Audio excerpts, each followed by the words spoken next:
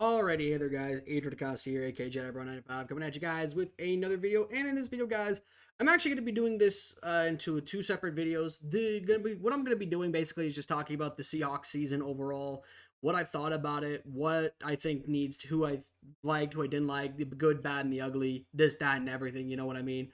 As well as on both sides of the ball. I mean, and then in the second video, guys, I'm actually going to touch on what the Seahawks should do with Geno Smith, and more specifically, what the Seahawks should do moving forward into the draft, because I do think, this year it is definitely a kind of a weird situation that the Seahawks are in with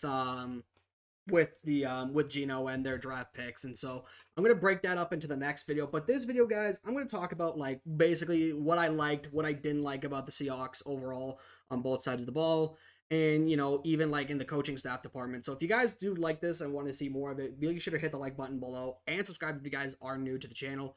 I do appreciate that. Also, guys, if you guys didn't see my Seahawks team lineup update for Mutt that I put out today, it is my last video. Go ahead and watch it. I would appreciate it if you guys did do that. But anyways, let's talk about the offensive side of the ball with the good, bad, and ugly. Starting off with the good for the offense, Tyler Lockett and DK Metcalf proved again that they are a top 5, even I would argue top 3 receiving duo in the NFL today. They absolutely proved that they did not need to have Russell to in order to be effective, or like not even effective, but to be like continue to be productive.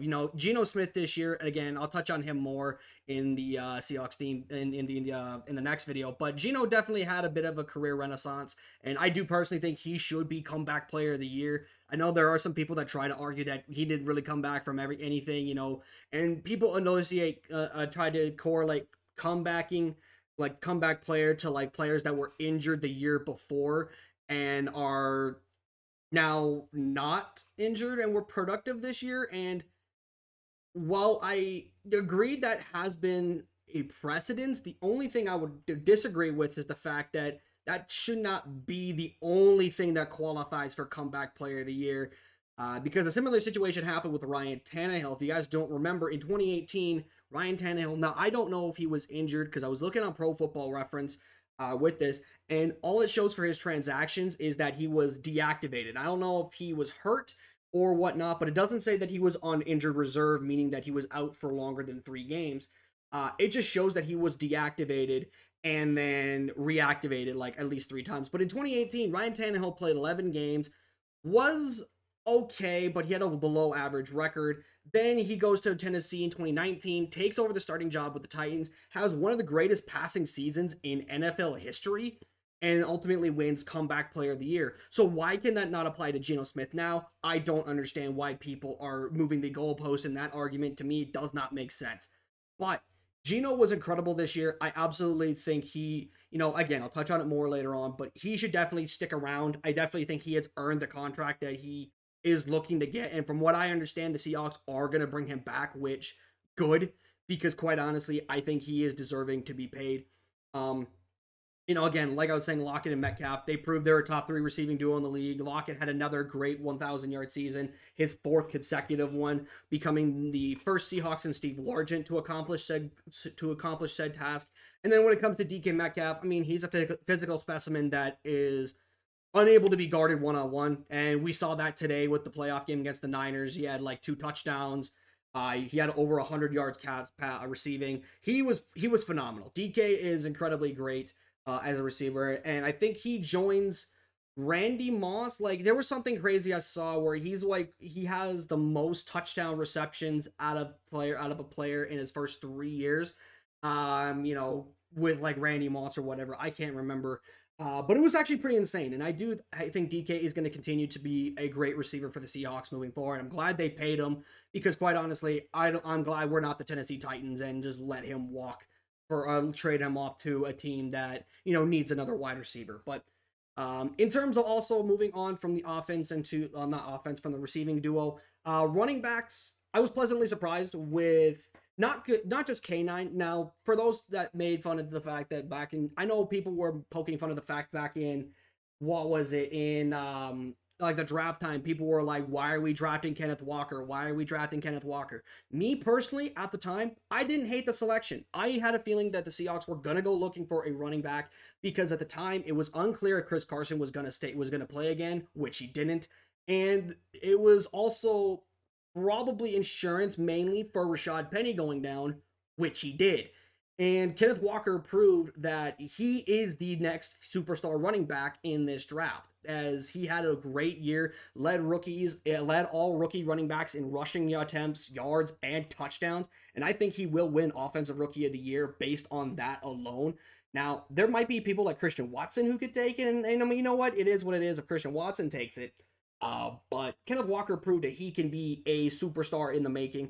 DJ Dallas, even though I really wasn't high on him going into the season, he actually did step up to be a solid backup running back for the Seahawks, and I actually am pretty content with him being the backup. Obviously, you know, if we let him go, that's fine. We can find another guy in the draft. It is what it is. But for the most part, the running back duo with DJ Dallas and Kenneth Walker really did surprise me this year, especially with how good of a competent backup running back DJ Dallas was. Continuing on with the tight ends, all three tight ends had really, really good years. It took a little bit for Noah Fant to get going, but once he did, you know what? Noah Fant had some good stretches. You know, he had really good stretches. He had some really bad stretches. But overall, I liked Noah Fant. I'm hoping next year he can improve and be a more reliable tight end, because I feel like if Will Dissly didn't get hurt halfway through, I think it was like later in the year, I think it was like week 12, week 11, he got hurt. If Will Dissly didn't get hurt, it really was like Noah Fant was not going to play. And hopefully Noah Fant can continue to, he can become better next year and even make himself more comfortable in the offense. Speaking of the offense this year as well, the offense overall, I was very happy with the offense this year. I thought we were going to be one of the worst offenses in the league after the Russ trade, simply just because of the fact that the playmaking ability from the quarterback position was not there. But I was pleasantly wrong. I was pleasantly wrong. Both the run game especially and the passing game were both really, really, really good this year. And I am very happy with the Seahawks offense overall. Continuing on with some of the other good things about the team on offense, Abraham Lucas, even though he did go down, was a pleasant surprise for me. Charles Cross was also a very good, pleasant surprise. He did have a rough half, the second half, like a last little bit of the year. It was a little bit rough for him, especially matching up against guys like Nick Bosa. But, I mean, it is to be expected because this year, I think he had to match up with guys like Nick Bosa. He had to match up with guys like, say, I think Khalil Mack was in that game when we played the Chargers. And whatnot. You know, he had some couple of good pass rushers he had to match up with this year, and then next year he's gonna have to go up against guys like, say, Myles Garrett, maybe Justin Houston if he's still healthy, because I think Justin Houston was pretty solid with the Ravens this year. I don't really know. But even then, you know, looking at like some of the other teams, TJ Watt next year he's gonna have to match up with, which is gonna be a nightmare. Hassan Reddick for the Eagles, he's gonna have to go up against, say, again, Nick Bosa twice. If Aaron Donald comes back, he might have to face Aaron Donald again or Leonard Floyd, which more likely will be Leonard Floyd unless, you know, he moves on. But next year is going to be a really tough challenge for the rookie tackles. And so overall, I do think that it is definitely something that needs to be a bit of a watch for going forward with the Seahawks next year. Moving on to the bad of the offense, Damian Lewis has to go. He absolutely needs to go. I am done with Damian Lewis. This game today, he apparently got like 3 illegal man downfield penalties. It just was brutal. Like, and I'm not going to sit here to say that the Seahawks were robbed. While I may agree that there was some questionable calls, more specifically on lack of calls for the Niners, I'm not going to sit here and say that the refs cost Seattle in that game, because ultimately Seattle shot themselves in the foot in the second half. They just did not show up in the second half. It was pathetic to watch the Seahawks just like let Brock Purdy go fucking crazy in the second half. Oh my God, that was annoying. But overall, like, you know, with the bad, Damian Lewis, he has to go. Austin Blythe is definitely somebody that I would look to be replacing as well come the draft this year. And then Gabe Jackson as well. So basically the interior of the offensive line. They gotta go. They have to be replaced. I don't know with who. I would propose drafting some players and maybe finding some people in free agency, but with the draft picks that Seattle has, I'll touch on more what I think they should do, especially with the Broncos pick, because the Broncos pick is very, very prestigious as it is. I think the 5th overall pick. I think it's confirmed that the Broncos had the 5th pick, and I think the Seahawks are now lined up at the 17th pick with their finish in the playoffs this year. So that is basically the only real bad. There was nothing really ugly about the Seahawks in terms of a personnel and player standpoint. The only thing I would say that is ugly is the fact that Pete Carroll's insistence on being a run-heavy offense. I understand that he is an old-school mentality type of player, but, you know, in this day and age, guys, I don't really think you can be a heavy rushing team and be a Super Bowl contender. I know the Niners are that, and I understand the Rams were too, but they also have, especially the Rams, had superstar caliber quarterbacks that could take over a game, and Brock Purdy is still yet to be challenged, in my opinion. I don't think the Brock Purdy has faced an elite defense yet to be in his time since he's been playing. So I would just say that, you know, Stafford definitely was in a run-heavy offense with the Rams last year, but he was able to take over games and was able to help the Rams win games. And then in terms of the Niners, again, Brock Purdy, untested in my opinion. But, I mean, hey, they won the game today, so good for them. However, the other thing that I found really, really ugly was the play calling at times. More specifically, in certain situations. Situational play calling, I think, was a bit questionable. The other one, like, not just today, but like, for example, a game against the second game we had against the Niners, which basically sealed the division for us, and had us lose it. You know, running the ball late in the game, like in the second half when we were down like double digits, in my opinion, is not acceptable. Even if there is a lot of time on the clock, I don't care. You gotta air the ball out. You gotta get some points. Because if you're running the ball, obviously you're killing clock, which is making things a lot more difficult for you as an offense to catch up, especially when you're already playing from behind. And so therefore, I just was not happy with some of the situational play calls this year. I thought some of the play calling in situations was a bit bad. But overall, the other thing that is for me that I just found really, really ugly on the offensive side of the ball was just Pete Carroll's refusal to adjust his style.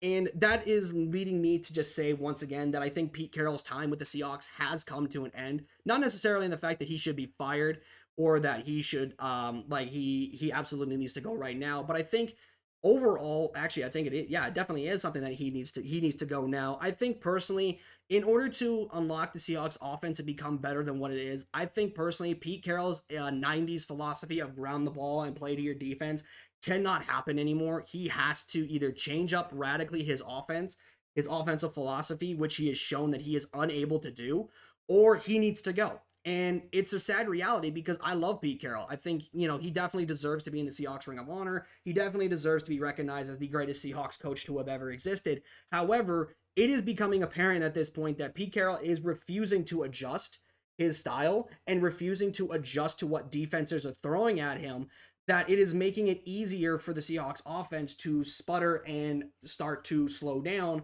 And that happened this year. After we started off 6-3, looking like we were having a really, really, really, really good offense, the offense ended up sputtering down the stretch, and we just could not putting it together. Now, I understand the reason why we did lose all those games was a larger part because of the defensive side. However, offensively, we just couldn't execute either in those situations. And so that is why I do think the Seahawks need to remove Pete Carroll. Now moving on to the defensive side, what I thought was good, bad, and ugly. Good, Uchenna Nwosu, I think, was a fantastic pickup this year. Definitely worth a re-signing, if you ask me, because quite honestly, I think personally, he definitely deserves a contract extension since, you know what, for a guy that was picked up for like a 1 year, $4 million deal, who was a rotational piece in the Chargers defense, he proved this year he can be a starting competent pass rusher this year, and I think he should get a contract extension. I mean, also Darrell Taylor's second half of the year was really, really good. I hope he is okay for the year. I hope he's okay. You know, obviously he'll be back next season, but I would not mind going forward if the Seahawks had Darrell Taylor and Uchenna Nwosu as the starting edges. Or at least have competition behind Darrell Taylor. I think Uchenna Nwosu has earned his spot, but Darrell Taylor was streaky at times, and I think he should have a little bit of competition going forward next season with guys like Boye Mafe. yeah, on the edge because yeah, I don't know why they didn't play Boye Mafe this year. To be completely honest, it was kind of ridiculous. Also, other pleasant surprises. The secondary, specifically guys like Tariq Woolen and Kobe Bryant, were very good this year. Kobe Bryant does need to improve in man coverage specifically overall, but he is a good cornerback, and I actually think he will be a good slot corner. However, I think he does need to improve a little bit in the man coverage department. I saw him get burnt a little bit too much on man coverage routes. I don't know if that was just, the way that the plays were designed, or if that was just him not having the movement and foot speed to be able to keep up with NFL athletes in man coverage, which I think it is the former. I think it may have just been the play design, but Kobe definitely was really, really good. Tariq Woolen, in my opinion, was Defensive Rookie of the Year this year, and I'm actually mortified that he did not receive an All-Pro selection. I think that's just highway robbery that he was not given an All-Pro this year, or even considered more, especially when you see guys like Jair Alexander and Jalen Ramsey getting more All-Pro votes over Tariq Woolen. In my opinion, I think that's robbery. I don't think he should not have been shafted. I think he should have gotten it. Also, Quandre definitely did turn it around. He had a very rough first half of the season, mainly first 3 quarters, I should say. First 3 quarters of the year, he was rough. He was not making the plays he needed to make. Especially in games against New Orleans, where the defense needed to get a stop against guys like, not even like just Taysom Hill, but like just in general, and he was just not making the plays. But the second half, the last half of the year, like the last quarter, he was great. He was playing very, very well. I was very surprised with how Quandre did turn it around this year. And I'm hoping that he carries that into the future, because obviously with him getting a contract extension this past summer, he needs to earn it. And he definitely, at least this year to me, earned it, especially with the last stretch that he had. Also, Jordan Brooks was, continued to prove that he's one of the best run-stopping linebackers and best tacklers in the NFL. It's just a shame that he went down. I'm hoping that he is okay for next year. I completely can understand if he is not playing next year, simply because, an ACL injury is a devastating injury, and I'm hoping that he is okay. I would say if he's like very questionable, like it's like he may not be able to, like if you're even like thinking about not playing him, I would just go ahead and say don't play him, because you don't want to make the injury worse and then maybe cost him his career, because he's on the trajectory to be a Hall of Fame linebacker, in my opinion. Jordan Brooks is definitely on the trajectory for being a Hall of Fame linebacker, or at very least a good linebacker that doesn't get enough recognition, which he already is. So there is that. Moving on to the bad on the defensive side of the ball. Mainly it was injuries. It was very devastating to lose Jamal Adams in week 1. I think he would have been an absolute force on that. Not force. He would have been absolutely better on the defense. Especially with the plays especially playing at the linebacker spot, because I know the Seahawks were experimenting with that. They were experimenting with him at linebacker, and I actually loved that. I hope that they do that again next year. But it was just sad to see him go week 1 and never get the chance to fill that new role, especially with the loss of Bobby Wagner.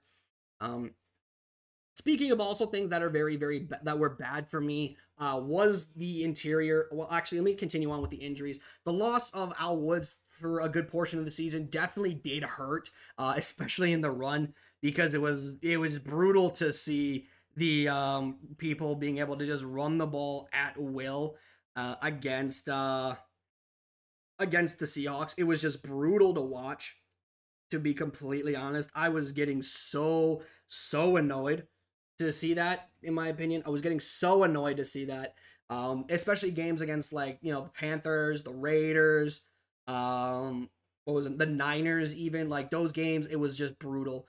Speaking of also bad, tackling was just a goddamn joke this year. I could count on one hand on 2 hands possibly, how many times I would see a broken tackle from the other team in one drive. I could count on 1 or 2 hands, and that should not be a thing, especially at the pro level. You got to be able to tackle better, and I think that's one of the reasons why the Seahawks defense was a bit of a problem, is because tackling was just god awful this year. All around, I would say it's not just a linebacker problem, I would say, or a defensive lineman problem. It's also a secondary problem. It's everybody. They got to get better at tackling, hoping that they can work on their tackling in the offseason. overall. Speaking of other things that were bad, you know what, Cody Barton, to me, he had a good stretch from the Tampa Bay game over on, but I think I'm not sold on him being a competent linebacker. I'm not sold on him yet. I think he's still a bad player, and I would honestly not be shocked if the Seahawks did not bring him back, because I just don't think he was good enough to stay. I don't think he's good enough to stay on the team, especially if you going into the draft to draft a linebacker, or even looking to experiment again with Jamal Adams at the linebacker spot. I definitely do think the Seahawks will probably do that. Also, again, bad was the scheme. I understand it's a first year in the scheme and whatnot, but the scheme is very reliant on a run stopping nose tackle, and when you don't have that, the scheme kind of does crumble a little bit. Again, we saw that when Al Woods went out. The defense overall just absolutely caved in, and it's kind of scary, to be completely honest, that the defense of the Seahawks is really relying on a 30-plus-year-old nose tackle to stay healthy, which is bad because there's no guarantee he's going to stay healthy for a long time, and he may be on his way out because he is like 35, 36 years old, I think. So definitely not going to be looking forward to that. But overall, guys, there was really not much to the ugly side of the defense, other than, again, Pete Carroll's refusal to adjust his defensive philosophy. Pete Carroll's refusal to adjust in game to what is going on. Sticking to the game plan is fine and all, but when you have a team that's clearly taking advantage of the weaknesses of your team, you got to adjust, and Pete Carroll's lack of adjustments just was ugly. So, but that is it for me in terms of the season in review for the Seahawks, guys. Hope you guys did enjoy. Let me know in the comments, what do you guys think of the Seahawks season overall? Do you agree? Do you disagree with anything I said? What do you guys think should be done for next year? But until then, I'll see you next time. I'm out. Peace.